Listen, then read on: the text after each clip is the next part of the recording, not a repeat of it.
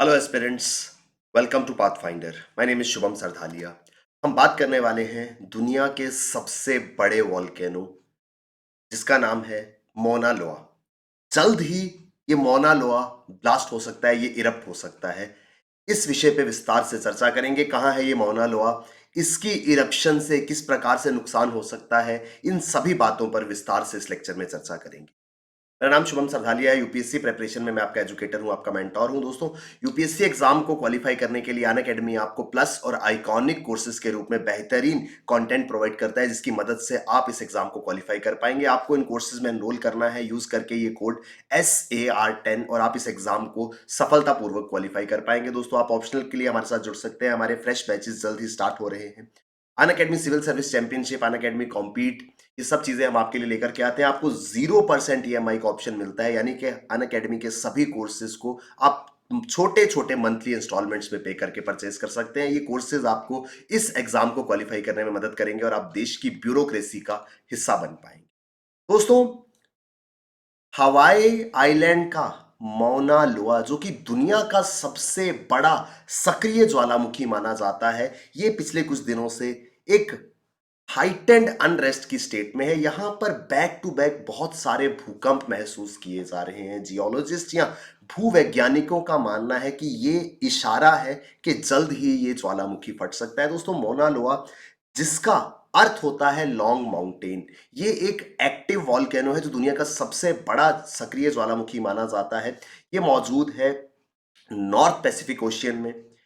यहां पर इस मौना लोआ वॉल्केनो में बड़ी हलचल देखी जा रही है। ये जो इतिहास में पहली बार इसकी डॉक्यूमेंटेड इरप्शन हुई थी 1843 में, 1843 में। उससे पहले भी होता रहा होगा, लेकिन जो डॉक्यूमेंटेड प्रूफ के साथ इसकी पहली इरप्शन नोटिस की गई थी वो 1843 में थी। और तब से लेकर अब तक 33 टाइम्स, 33 बार ये ज्वालामुखी जो है वो इरप्ट हो चुका है। और अब एक बार फिर से ये ज्वालामुखी इरप्ट होने वाला है, जो कि काफी ज्यादा चिंता का विषय है।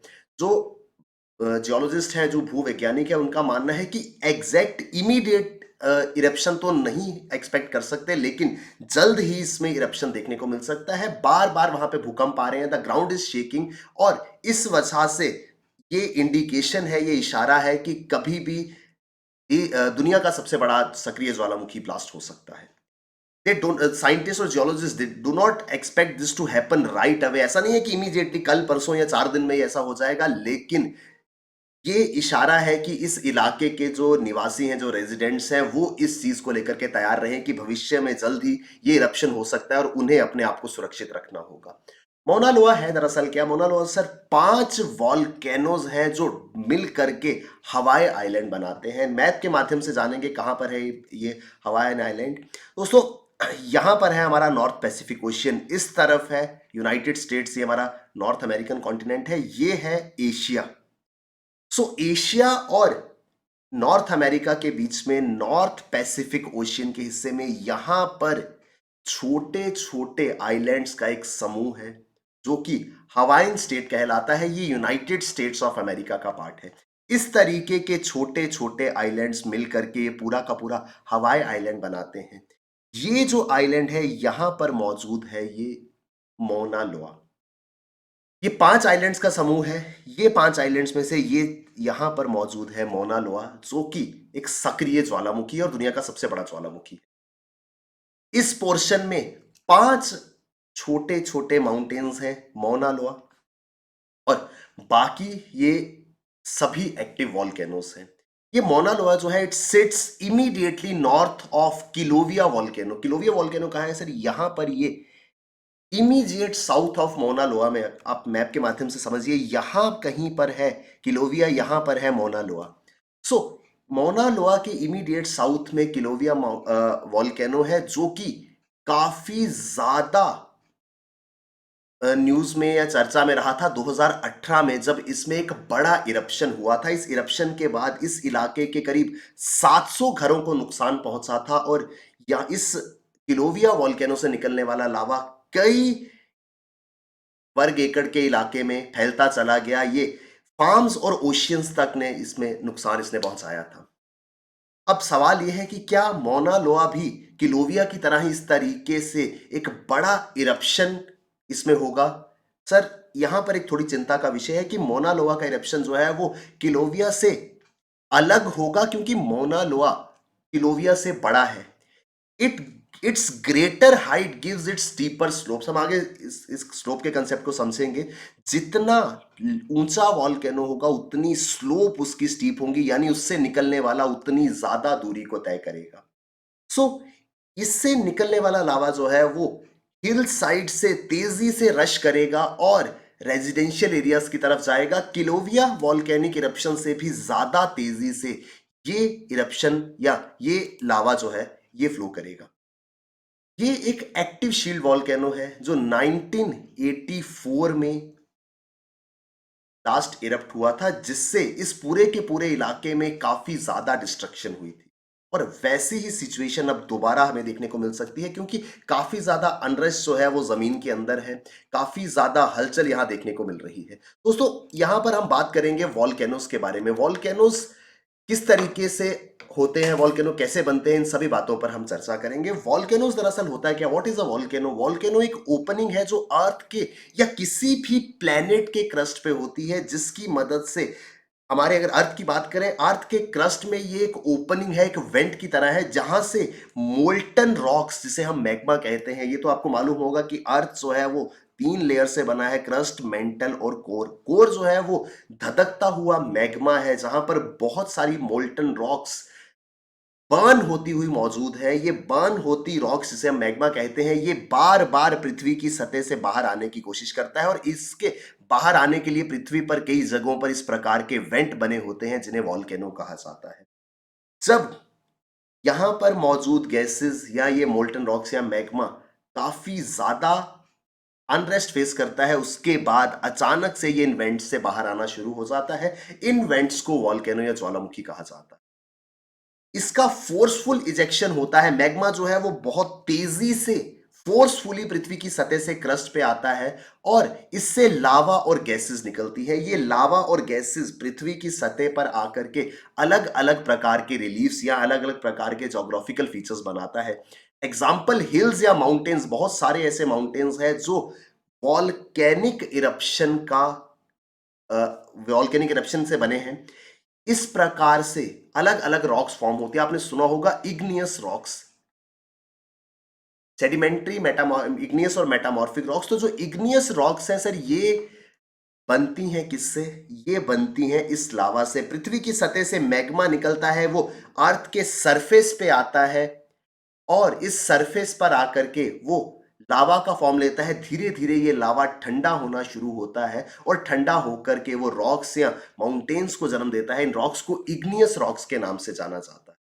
अगर हम बात करें वॉल्केनोस की टाइप्स की, तो मुख्य रूप से 3 प्रकार के वॉल्केनोस हैं। एक कहलाते हैं एक्टिव वॉल्केनो, एक है डॉर्मेंट वॉल्केनो, और एक है एक्सटिंक्ट वॉल्केनो। एक्टिव वॉल्केनो क्या होता है? जिस तरीके से हम मोना लोआ की बात कर रहे हैं सर, एक्टिव वॉल्केनो वो है जो इतिहास में कुछ ही समय पहले इरप्ट हुआ हो, विच हैज रिसेंटली इरप्टेड, और उसकी इक्वली पॉसिबिलिटी है कि वो भविष्य में भी इरप्ट कर सकता है। यानी कि वो सक्रिय है, वो कुछ समय पहले भी इरप्ट हुआ था और भविष्य में भी ये इसकी इरप्शन देखने को मिल सकती है। तो ये एक्टिव वॉल्केनो कहलाता है। वहीं दूसरी ओर जो दूसरी टाइप है वो कहलाती है dormant volcano. Sir, dormant volcano का अर्थ ये है कि ये काफी लंबे समय से इरप्ट नहीं हुआ है। इतिहास में अगर हम पास्ट में जाकर के देखें तो बहुत सालों तक से ये इरप्ट नहीं हुआ है, लेकिन इस बात की पॉसिबिलिटी जरूर है कि ये फ्यूचर में इरप्ट कर सकता है। डिफरेंस समझिए, एक्टिव वॉल्केनो पास्ट में भी इरप्ट किया था और फ्यूचर में भी इरप्ट करने वाला है। डॉर्मेंट वॉल्केनो वो है जो पास्ट में लंबे समय तक इरप्ट नहीं किया, लेकिन पॉसिबिलिटी है कि भविष्य में इरप्ट हो जाएगा। उसके बाद आता है extinct volcano. Sir, extinct volcano का क्या काम है?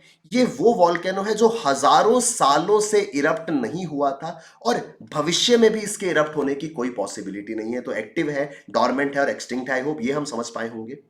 जब ये वॉल्केनिक इरप्शन होता है, इससे मैंने आपको बताया कि रॉक्स फॉर्म होती हैं या माउंटेन्स फॉर्म होते हैं, ये अलग अलग लैंड फॉर्म्स को जन्म देता है। दोस्तों, एक चीज समझने की जरूरत है, जरूरी नहीं है कि हर वॉल्केनिक इरप्शन से निकलने वाला पूरा का पूरा लावा जो है वो अर्थ के सरफेस पे ही आ जाए।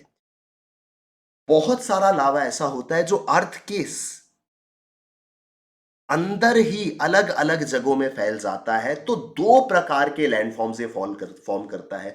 वो लावा जो अर्थ के सरफेस के ऊपर आ जाएगा, यहां आकर के कूल डाउन होगा, वो बनाएगा एक्सट्रूसिव लैंडफॉर्म्स जो अर्थ के सरफेस के ऊपर होंगे। वहीं साइमल्टेनियसली एक प्रकार का लावा ऐसा भी है जो अर्थ के अंदर ही कूल डाउन हो रहा है, इसे कहा जाता है इंट्रूसिव लैंडफॉर्म। जब ये अर्थ के सरफेस के नीचे ही कूल डाउन होकर के अलग अलग लैंडफॉर्म्स की शेप लेगा, ये इंट्रूसिव लैंडफॉर्म्स कहलाएंगे। So volcanic landforms are divided into extrusive and intrusive based on whether magma cools within the crust और अबव द क्रस्ट। तो अगर अबव द क्रस्ट होगा तो एक्सट्रूसिव लैंडफॉर्म है, अगर विद इन द क्रस्ट होगा तो इंट्रूसिव लैंडफॉर्म है।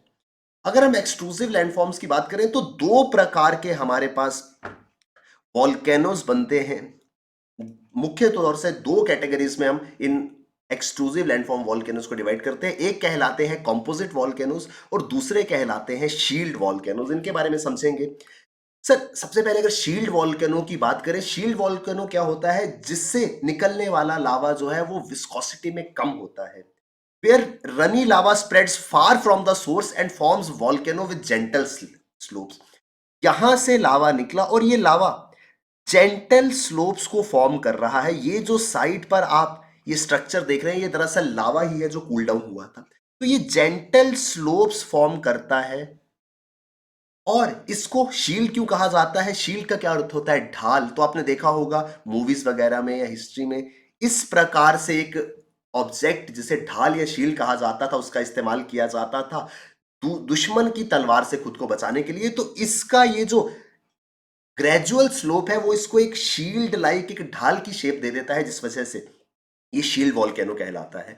वहीं दूसरी ओर सर हमारे पास कॉम्पोजिट वॉल्केनो है, जिसे स्ट्रेटो वॉल्केनो भी कहा जाता है। इसकी साइड्स जो है वो स्टीपर होती हैं, यानी कि इसकी साइड्स में ग्रेजुअल स्लोप नहीं है बल्कि बहुत ही स्टीप स्लोप है, जिस वजह से ये एक कोन जैसा नजर आता है। सो दोनों में डिफरेंस देख रहे हैं, एक वॉल्केनो इस प्रकार का है, एक वॉल्केनो जो है वो इस प्रकार का है। ये शील्ड वॉल्केनो है, ये कॉम्पोजिट वॉल्केनो है जो कोन शेप ले लेता है। सो एक्सट्रूसिव में मुख्य तौर पर कॉम्पोजिट और शील्ड वॉल्केनोज आते हैं। अगर हम इंट्रूसिव लैंडफॉर्म्स की बात करें तो क्या होता है, पृथ्वी के अंदर से मैग्मा निकलता है और वो सतह के बाहर आने से पहले ही कूल डाउन हो जाता है, जिसके बाद वो अलग अलग प्रकार के इंट्रूसिव लैंडफॉर्म्स बनाता है। हमें इसके बारे में जानना जरूरी है। लेकोलिथ, डाइक, बैथोलिथ जैसे टर्म्स जो है या सिल्स जैसे टर्म्स जो है वो एग्जाम में के बहुत बार पूछे जाते हैं। यूपीएससी या स्टेट पीसीएस एग्जाम्स में डायरेक्टली पूछा जाता है इन टर्म्स के बारे में। सबसे पहले बात करेंगे बैथोलिथ्स के बारे में। तो they are large granitic rocks form due to solidification of hot magma inside the earth. तो क्या होता है, वो मैग्मा जो अर्थ के अंदर ही ठंडा हो गया, सॉलिडिफाई हो गया, वो इस प्रकार की शेप ले लेगा और वो कहलाएगा क्या? पैथोलिथ। फिर आता है laccolith. They are large domed shape intrusive bodies connected by a pipe like conduit from below. जैसे पैथोलिथ एक बड़ा हिस्सा था, वैसे ही उसी प्रकार के छोटे छोटे स्ट्रक्चर्स में ये मैग्मा कूल डाउन होता है, लेकिन ये अर्थ के सरफेस पे काफी अर्थ के सरफेस के इमीडिएट बिलो मौजूद रहता है और इसको नीचे से एक पाइप लाइक कॉन्ड्यूट कनेक्ट करता है। यानी कि बैथोलिथ से एक छोटी सी पाइप जैसा स्ट्रक्चर जो है वो यहां तक पहुंचा और यहां पर जाके वो स्प्रेड हो गया, जो कि लेकोलिथ कहलाया। सो बैथोलिथ है, लेकोलिथ है। Then we have sills. Sills क्या है? These are horizontal bodies of intrusive igneous rocks. Horizontal इस प्रकार से छोटी छोटी सरफेस में हॉरिजॉन्टल रॉक्स जो है वो सॉलिडिफाई हो जाती हैं, जिन्हें हम सिल्स के नाम से जानते हैं। और लास्ट स्ट्रक्चर यहां पर आता है dykes. When the lava makes its way through the cracks and fissures develop in the land, it solidifies almost perpendicular to the ground. So sills और डाइक्स में क्या फर्क है? सिल्स जो है वो हॉरिजॉन्टल है, वेयर एज डाइक्स जो है वो परपेंडिकुलर है, क्योंकि वो अर्थ के सरफेस के परपेंडिकुलर या वर्टिकली कूल डाउन हो जाते हैं। अब लावा है वो किसी भी डायरेक्शन में कूल डाउन हो सकता है। अगर वो हॉरिजॉन्टली कूल डाउन होता है तो वो सिल कहलाएगा, अगर वो वर्टिकली या सरफेस के परपेंडिकुलरली कूल डाउन होता है तो वो डाइक कहलाएगा। आई होप हमको ये चार मेजर लैंडफॉर्म्स जो इंट्रूसिव लैंडफॉर्म्स है, लैकोलिथ, पैथोलिथ, सिल और डाइक का कंसेप्ट जो है वो समझ आया होगा। दोस्तों यहां पर एक कंसेप्ट और समझने की जरूरत है। ये वॉल्केनो जो है it is part of the Pacific ring of fire. अब ये पैसिफिक रिंग ऑफ फायर क्या है इसको समझना है। रिंग ऑफ फायर है जिसे सरकम पैसिफिक बेल्ट भी कहते हैं। ये पैसिफिक ओशियन के अराउंड एक ऐसा एरिया है जहां पर बहुत सारे सक्रिय ज्वालामुखी मौजूद है। यहां पर फ्रीक्वेंट अर्थक्वेक्स देखने को मिलते हैं। तो हमने देखा सर ये है एशिया, ये नॉर्थ अमेरिका, ये साउथ अमेरिका, इसके बीच में मौजूद है पैसिफिक ओशियन। और इस पैसिफिक ओशियन के चारों ओर काफी सारे सक्रिय ज्वालामुखी मौजूद है जहां पर बार बार विस्फोट देखने को मिलते हैं और साथ ही साथ यहां पर बार बार अर्थक्वेक्स आते हैं, जिस वजह से इस पूरे के पूरे इलाके को रिंग ऑफ फायर कहा जाता है, क्योंकि यहां पर बहुत सारे सक्रिय ज्वालामुखी मौजूद है। तो सरकम पैसिफिक बेल्ट या रिंग ऑफ फायर का कंसेप्ट हमें याद रखना है, क्योंकि ये हवाईन आइलैंड्स भी जो हैं जो अप्रोक्सीमेट यहां पर मौजूद हैं, ये भी इस रिंग ऑफ फायर का ही पार्ट है। Majority of earth's volcanic eruptions and earthquakes occur along the ring of fire. तो सबसे ज्यादा सक्रिय ज्वालामुखी जो है वो इस रिंग ऑफ फायर में ही देखने को मिलते हैं। दोस्तों यहां एक क्वेश्चन मैं आपसे पूछना चाहूंगा, भारत के अंदर क्या कोई एक्टिव वॉल्केनो मौजूद है या डॉर्मेंट वॉल्केनो मौजूद है? उसका नाम जरूर मुझे कमेंट सेक्शन में बताइएगा। आई होप हम विस्तार से ये पूरा का पूरा आर्टिकल समझ पाए होंगे। एग्जाम के पर्सपेक्टिव से ये इंपॉर्टेंट है। इसमें दो चीजों को हमने कवर किया है। एक तो हमने एक टॉपिक जो एग्जाम्स में देखने को मिलता है प्लेसेस इन न्यूज, क्योंकि मौना लोआ या किलोविया वॉल्केनो जो है ये कहां पर मौजूद है, क्या इसकी ज्योग्राफिकल लोकेशन है, इससे हमें डायरेक्ट सवाल प्रीलिम्स में पूछा जा सकता है। या फिर ज्योग्राफिकल पॉइंट ऑफ व्यू से वॉल्केनोज के टाइप्स या बेसिक डिफरेंस, इस तरीके से इंट्रूसिव एक्सट्रूसिव लैंडफॉर्म्स के बारे में भी सवाल हम एक्सपेक्ट कर सकते हैं। तो उस पॉइंट ऑफ व्यू से हम इस लेक्चर को पढ़ रहे थे और ये लेक्चर इंपॉर्टेंट होता है। आई होप हम विस्तार से ये पूरा का पूरा लेक्चर समझ पाए होंगे। इस तरीके की इंपॉर्टेंट डिस्कशंस के लिए आपको हमारे साथ हमारे चैनल पाथफाइंडर पे जुड़ना है। और साथ ही साथ अगर आपको कंप्लीट यूपीएससी प्रिपरेशन करनी है, आपको अनअकैडमी के प्लस और आइकॉनिक कोर्सेज में एनरोल करना है यूज करके ये code SAR10। Thank you very much, all the best, keep working hard, bye bye, take care, जय हिंद।